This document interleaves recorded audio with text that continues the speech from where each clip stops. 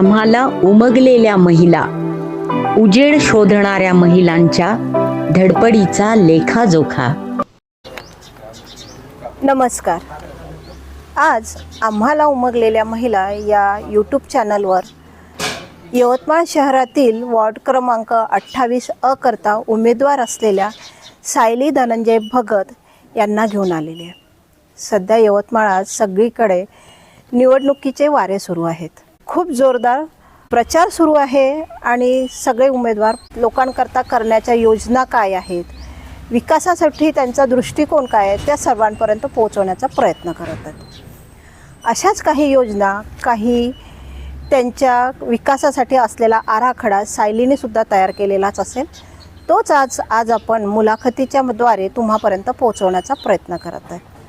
सायली, खूप खूप अभिनंदन. तुला एक खूप मोठी जबाबदारी भेटलेली आहे. त्याचबरोबर शुभेच्छासुद्धा या नवीन प्रवासाकरता. सायली हिचे BE झालेले आहे, BE MSc BEd. या उच्च शिक्षणाचा नक्कीच फायदा या प्रभागाकरता होणार आहे.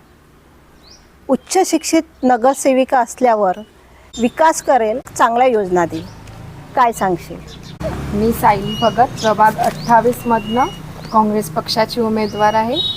माझ्यावर ही जी मोठी जबाबदारी दिली आहे, बाळासाहेबांनी मला एक संधी दिली आहे, त्यांचं तर मी आभार मानतेच, पण त्या संधीचं मला सोनं करायचं आहे. तू BE MSc BEd आहे, उच्च शिक्षित आहेस. उच्च शिक्षित असूनही या प्रवाहाकडे कसं काय? बाबासाहेबांनी म्हटलं आहे की कुठल्या समाजाची जर तुम्हाला प्रगती बघायची असेल तर तिथली महिला किती प्रगतीवर आहे त्यावर तो समाज कुठे गेला आहे त्यावर कळले जातात.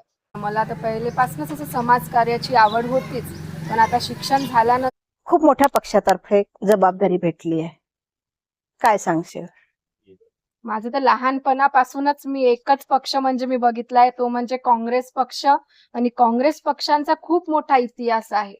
मला तर वाटते काँग्रेस पक्ष असा एकमेव पक्ष आहे जो आश्वासनावर काम नाही करत. ते ज्यांनी ते काम केले आहे त्याच्यावर तो मत मागते, तर त्यांच्या विश्वासावर तो मत मागते. तर म्हणून काँग्रेस खूप फार मोठा पक्ष आहे आणि त्यांच्या सोबत सगळ्यांनी राहावं. काही तू ठरवलं असेल, आराखडा असेलच तुला, की प्रत्येक तू आता घरोघरी फिरते, प्रत्येक भेटी गाठी घेतीये, प्रत्येकाच्या ज्या काही अडीअडचणी जाणून घेतीये. काय जाणवतं तुला? मी माझा प्रचार करत असताना मी अशाच समस्या मी स्वतः अनुभवलेल्या आहेत. रस्ते ठीक नाही, लाईट्स नाही, मोकट जनावर इकडे तिकडे फिरत आहे. म्हणजे असं आपल्याला लहान मुलांना किती त्रास आहे. स्वच्छता नाही, काही नाल्या किती तिथे काही साफ झालेल्या नाहीये. सगळीकडे व्यवस्था खूप खराब आहे.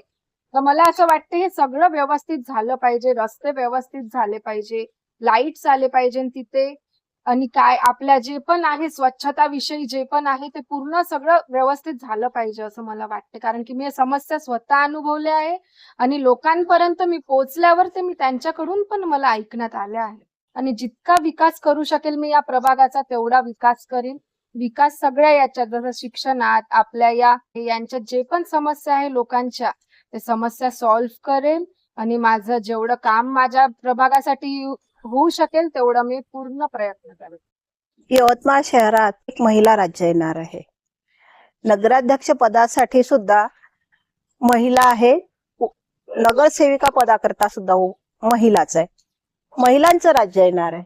मग महिलांकरिता काही विशेष योजना? महिलांसाठी तर फारसं करायचं आहे मला, कारण की मी एक महिला असल्यामुळे मी पहिले माझं लक्ष आपल्या महिलांकडे राहील.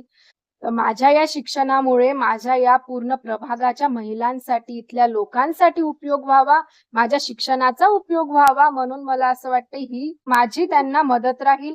आणि आपल्या बचत गटातर्फे जे पण योजना असेल, काही पण जे राबवण्यात येईल ते मी महिलांपर्यंत पोहोचवेल आणि त्यांना त्याच्याकरिता सक्षम करेल. त्यांना रोजगारांसाठी मी प्रोत्साहित करेल, त्यांच्यासाठी मी उपक्रम राबवेल, त्यांना मार्गदर्शन देईल की बाबा काय त्यांच्या स्वयंरोजगारांसाठी त्यांनी. माझ्या प्रभागासाठी मी एक महिलांसाठी संवाद केंद्र एक राबवणार, जिथे करून महिला त्यांच्या समस्या तिथे सांगतील आणि त्यांच्यावर मी त्वरित काहीतरी उपाय त्याच्यावर शोधेल. तुलाच का निवडून द्यावं, काँग्रेसलाच का द्यावं? माझ्या शिक्षणाचा उपयोग जे माझ्या प्रभागासाठी होईल, एक खरा उमेदवार त्यांच्याकडून निवडून त्यांनी दिला पाहिजे. हा हक्क त्यांना संविधानामुळे भेटला आहे, तर त्यांनी खराखोर त्याचा उपयोग करून एक आपल्याला जे आपल्या प्रभागाला विकसित करू शकतं असे उमेदवार त्यांनी निवडून दिले पाहिजे. विश्वासानाच्या भरोशावर त्यांनी आपल्याला मतं मागत आहे, पण काँग्रेस हा एकच असा पक्ष आहे जो त्यांच्या कामावर, त्यांच्या विश्वासावर आपल्याला मतं मागतात. आता तुम्हाला माहित आहे, कारण की आपल्याकडे इथे मतं मागायला येणार आहे, त्यांच्याकडे काही कामं केले नाही मी लोकांना हीच विनंती करते की मी निवडून आली की मी पूर्ण आपल्या प्रभागातल्या प्रत्येक लोकांपर्यंत, प्रत्येक मुलांपर्यंत, महिलांपर्यंत, आपल्या ज्येष्ठ नागरिकांपर्यंत पोहोचून त्यांच्या समस्या ऐकून त्यांच्यावर उपाय शोधेल आणि त्यांच्यावर काम करेल. तर मला निवडून द्यावे हीच माझी विनंती आहे. तुझ्या प्रचाराचा वेळ तू थोडासा माझ्याकरता दिला, त्याकरता खरोखर धन्यवाद. थँक्यू.